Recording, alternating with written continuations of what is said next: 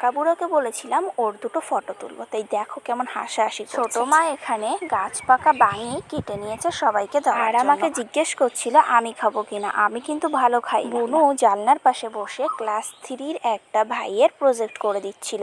আর এখানে তো পাকা বুড়ো দেখো বইয়ের উপরেই উঠে বসে। ভাইটার প্রজেক্টটা ছিল 20 ফলের নাম ও ছবির উপরে।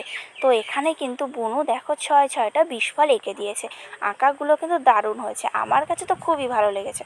তোমাদের কাছে কেমন লেগেছে কমেন্টে জানিও। আজকে ভাইরা চলে যাবে, তাই ছোট মা এখানে ব্যাগগুলো গুছিয়ে নিচ্ছিল। আর এই যে দেখো পাকা বুড়ো তো সব জায়গাতেই আছে, ও একটু একটা দুটো করে জামা ঢুকাচ্ছিল। আর খেতে বসে আমাদের পাকা বুড়োর কয়েকটা কথা শোনো।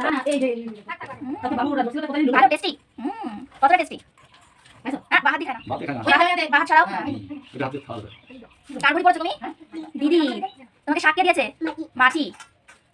তো বলো আমার ভাইয়ের কথাগুলো তোমাদের কেমন লাগলো? আদো আদো করে কথাগুলো বলে, তাই শুনতে আমার খুব ভালো লাগে। আর আমি তোকে খুঁচিয়ে খুঁচিয়ে সব কথা জিজ্ঞেস করি। বসে পড়েছিলাম একটা অরুণ আইসক্রিমের বার নিয়ে।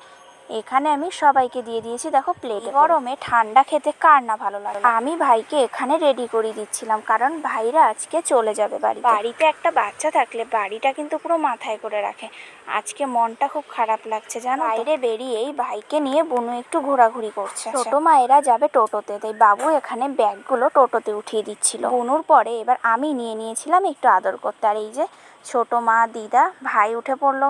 ভাই কিন্তু আমাদের সাথে সাথে তোমাদেরকেও টাটা করে দিয়েছে। আজকে এই পর্যন্ত, দেখা হবে নেক্সট ভিডিওতে। তোমরা সবাই ভালো থেকো, সুস্থ থেকো।